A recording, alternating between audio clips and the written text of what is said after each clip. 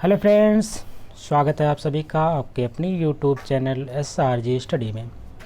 Friends, आज के इस वीडियो में हम लोग DL तृतीय सेमेस्टर 2023 का द्वितीय प्रश्न पत्र समावेशी शिक्षा के बारे में जानेंगे। किस प्रकार से आपके प्रीवियस और क्वेश्चन पेपर में पूछा गया था, कौन कौन से प्रश्न आए थे, उसके बारे में हम यहाँ पे डिस्कशन करने वाले हैं। तो चैनल पे नया है तो चैनल को सब्सक्राइब कर लीजिएगा, वीडियो पसंद आएगी इसको लाइक करिएगा और ज़्यादा से ज़्यादा शेयर करिएगा।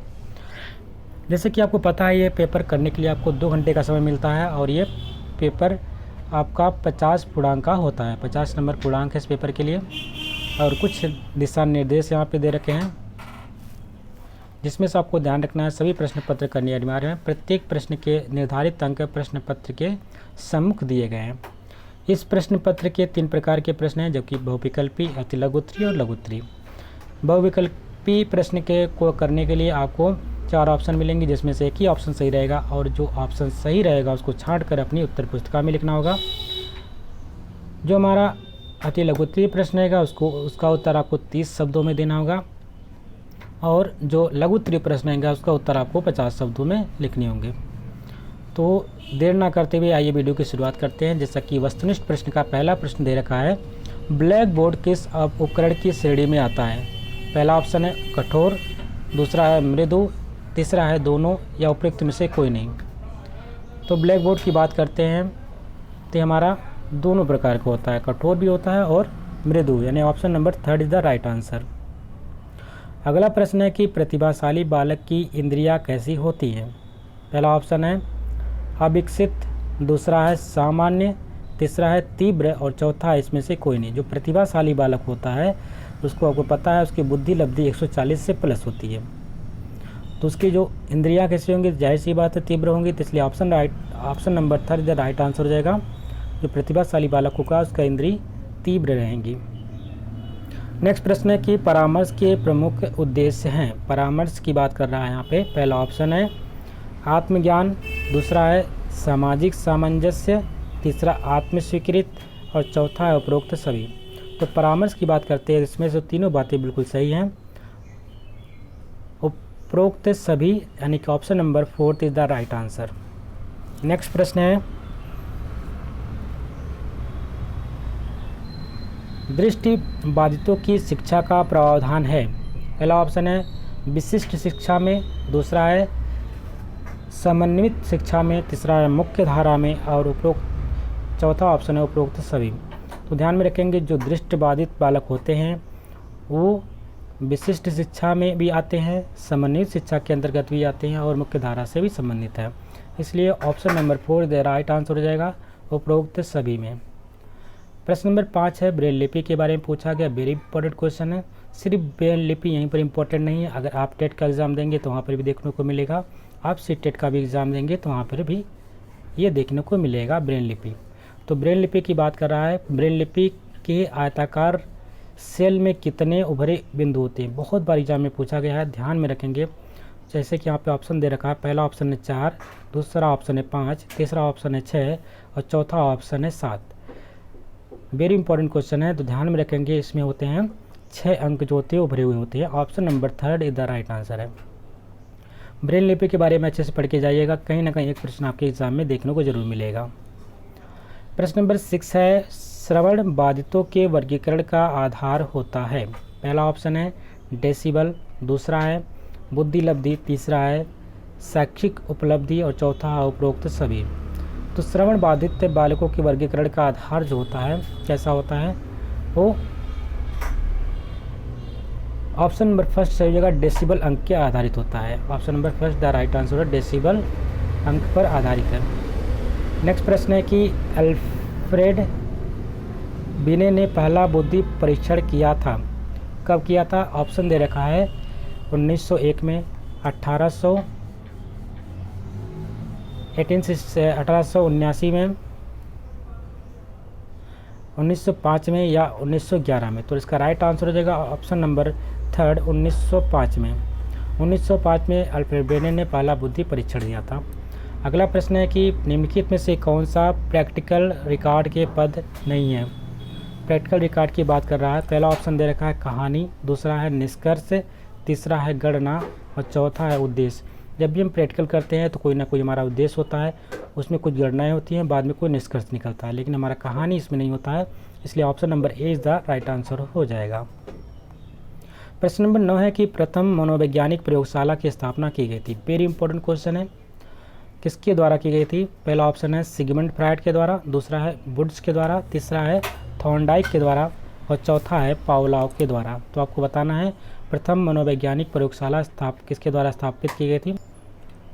तो राइट आंसर जो आपका सेकंड हो जाएगा, विलियम्स वुड्स जो है, इन्होंने प्रथम मनोवैज्ञानिक प्रयोगशाला की स्थापना की थी। अगला प्रश्न है कि सही दृष्टि कहलाती है। सही दृष्टि के लिए यहाँ पे अंक दे रखे हैं, अगर वह 6/6 है, दूसरा है अगर 6/9 है, तीसरा है 6/12 या 6/18। तो सही दृष्टि जो होती है हमारी 6/6 होती है टोटल, ठीक है। Option number first the right answer हो जाएगा।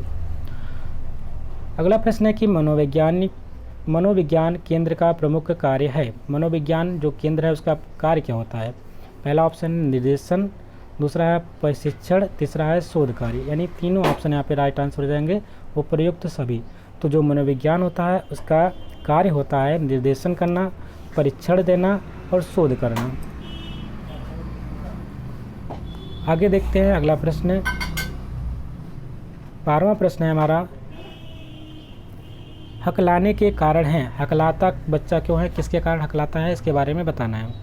पहला ऑप्शन दे रखा है वंशानुक्रम के कारण, दूसरा वातावरण के कारण, या तीसरा ऑप्शन है उपरोक्त दोनों के कारण, या इसमें से कोई नहीं।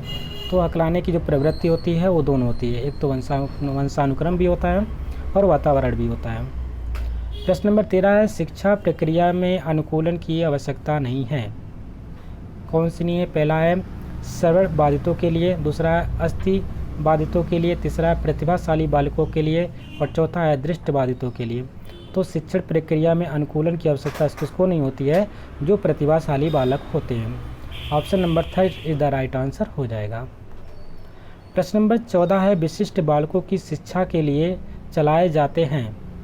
विशिष्ट बालकों की शिक्षा के लिए क्या चलाए जाते हैं? पहला है विशिष्ट कार्यक्रम, दूसरा है संवर्धन कार्यक्रम, तीसरा है औपचारिक कार्यक्रम या चौथा उपरोक्त सभी। इसका राइट आंसर हो जाएगा उपरोक्त सभी। प्रश्न नंबर 15 है कि भारतीय पुनर्वास परिषद अधिनियम कब पारित हुआ है? पहला ऑप्शन है 1991 में, दूसरा ऑप्शन है 1992 में, तीसरा ऑप्शन 1993 में और चौथा ऑप्शन है 1994 में। तो इसका राइट आंसर हो जाएगा ऑप्शन नंबर सेकंड 1992 में। प्रश्न नंबर नेक्स्ट है जो कि 16वां प्रश्न है अति लघुत्तरीय प्रश्नों का। इसमें से पूछा जा रहा है, पहला प्रश्न है कि परामर्शदाता के 2 गुण बताइए। परामर्शदाता जो होता है उसके कौन कौन से गुण होने चाहिए, उसके बारे में कम से कम 2 गुणों को लिखना है। अगला प्रश्न है कि पिछड़े बालक की 2 विशेषताएं। पिछड़े बालक से आपको प्रश्न जरूर आएगा, आपके एग्जाम में देखने को मिलेगा, तो पिछड़े बालक के बारे में पढ़ के जाइएगा। नेक्स्ट प्रश्न है कि निर्देशन के 2 उपकरण बताइए। निर्देशन के 2 उपकरण कौन कौन से हैं, इसके बारे में आप पढ़ लीजिएगा। नेक्स्ट प्रश्न है कि डाइट की स्थापना के 2 उद्देश्य बताइए। वेरी इंपॉर्टेंट क्वेश्चन है, डाइट के बारे में आपको डिटेल में पढ़ के जाना है। तो डाइट की स्थापना के 2 उद्देश्य क्या थे, इसके बारे में आपको बताना है। अगला प्रश्न है डाइट के कोई 2 विभागों के नाम लिखिए। डाइट के 2 विभाग कौन कौन से हैं, उनके बारे में पढ़ लीजिएगा। अगला प्रश्न है पर्यवेक्षक के कोई 2 प्रकार लिखिए। पर्यवेक्षक जो होता है कितने प्रकार के होते हैं, कोई 2 प्रकार के बारे में इसके लिखना है। प्रश्न नंबर 22 है कि शारीरिक दक्षता से क्या तात्पर्य है। अगला प्रश्न है निर्देशन शब्द से आप क्या समझते हैं। नेक्स्ट प्रश्न है श्रवण विकृति से क्या तात्पर्य है। तो दिव्यांग से संबंधित जो प्रश्न है उसके बारे में आपको पढ़ लेना है।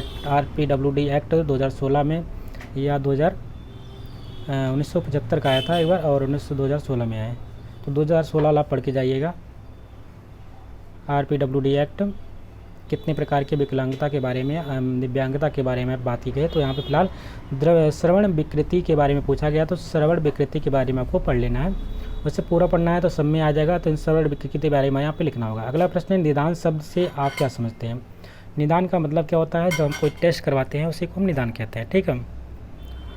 तो निदान यानी कि बच्चे का पहले जो देखेंगे कौन सी प्रॉब्लम है, उसी प्रॉब्लम की जाँच कराना ही निदान कहलाता है। तो इसके बारे में जो निदान है और उपचारात्मक शिक्षा की बात होती है, ये आपके कई एक दो पेपरों में इसी में से आपको देखने को मिलेगा। तो अगर ये पेपर में बढ़िया से तैयार कर लेंगे, निदान और उपचारात्मक हो, तो दोनों जगह आसानी से लग पाएंगे। और टेट में भी इस प्रकार से प्रश्न जरूर पूछे जाते हैं, या सी टेट में पूछे जाते हैं, तो वहाँ पर भी आपके लिए कार्य करेगा।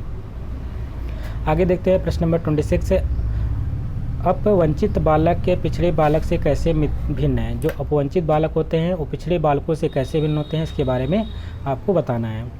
प्रश्न नंबर 27 है, हकलाने से क्या तात्पर्य है। जब बच्चा हकलाता है इससे क्या तात्पर्य, इसके बारे में आपको लिखना है। प्रश्न नंबर 28 है कि टीएलएम से आप क्या समझते हैं। तो टीएलएम तो आपको बनाना ही जाता है, आपके बारे में इसके बारे में सिखाया जाता है, किस लिए बनवाते हैं, इससे क्या आप समझते हैं, इसके बारे में आपको डिटेल में बताना है। आजकल तो टीएलएम के माध्यम से ज़्यादातर पढ़ाई बच्चों को की जाती है प्राथमिक स्तर पर। प्रश्न नंबर नेक्स्ट है कि बुद्धिलब्धि के संदर्भ में वास्तविक आयु क्या है। तो यहाँ पे जो आप देखते हो बुद्धिलब्धि का जो सूत्र होता है वास्तविक मंथली आयु, यानी कि मंथली आयु अपन वास्तविक आयु। तो जो वास्तविक आयु होती है गुणे 100 होता है, ये बुद्धिलब्धि का सूत्र होता है IQ, जिसको कहते हैं IQ बराबर मंथली आयु अपन वास्तविक आयु। जो वास्तविक आयु होती है इसके बारे में आपको बताना है, ये वास्तविक आयु क्या है, इसके बारे में आप लिखेंगे। प्रश्न नंबर नेक्स्ट है, परामर्श में सहयोग देने वाली संस्थाओं के नाम बताएं। जो परामर्श में सहयोग देती है कौन कौन सी संस्थाएं हैं, उसके नाम लिखने हैं सिर्फ। तो परामर्श यहाँ पे आपने देखा कई बार पूछा गया है, और आपने देखा निदान की बात हुई है, निर्देशन की बात काफ़ी ज़्यादा हुई, पर्यवेक्षक की बात हुई है, और उसके बाद डायट की बात हुई है। तो ये सब प्रश्नों को आप फिर से रिवीजन कर लीजिएगा, इससे प्रश्न आपके नेक्स्ट एग्जाम में पूछे जाएंगे। थोड़े से क्वेश्चन का स्वरूप चेंज होता है, लेकिन पूछने का तरीका आपका आंसर वही लिखना होता है, पूछने का थोड़ा तरीका बदल जाता है। तो अगर आप डिटेल में पढ़ते हैं तो उसका आंसर आसानी से आप दे सकते हैं। प्रश्न नंबर 31 है, एक अच्छे परामर्शदाता के 4 कार्य लिखिए। आप देखिए यहाँ पे फिर से पूछ लिया गया, परामर्शदाता के 4 कार्य क्या होते हैं, उसके बारे में लिखना है। प्रश्न नंबर 32 है, समुदाय के साथ सहयोग संबंधित कार्य बताएं। प्रश्न नंबर नेक्स्ट है कि निर्देशन एवं परामर्श में क्या अंतर है। एक निर्देशन होता है, निर्देश दिया जाता है, और एक परामर्श दिया जाता है, दोनों में क्या अंतर होता है, इसके बारे में आपको लिखना है। प्रश्न नंबर 34 है कि मानसिक मंदता से आप क्या समझते हैं, स्पष्ट कीजिए। जो मानसिक मंदता होती है, किसी की तीव्र होती है, किसी की मंद होती है। जो मानसिक मंदता होती है इसके बारे में आपको बताना है, और उसको समझाते हुए आपको 50 शब्दों में इसके आंसर को लिखना है। इसी के साथ ही आपका पेपर समाप्त होता है। आशा करते हैं आपको वीडियो अच्छी लगी होगी। यदि वीडियो पसंद आए तो उसको लाइक करिएगा, शेयर करिएगा, और चैनल पे नए हैं तो चैनल को सब्सक्राइब भी कर लीजिएगा। मिलते हैं एक नए वीडियो में, तब तक के लिए नमस्कार, जय हिंद।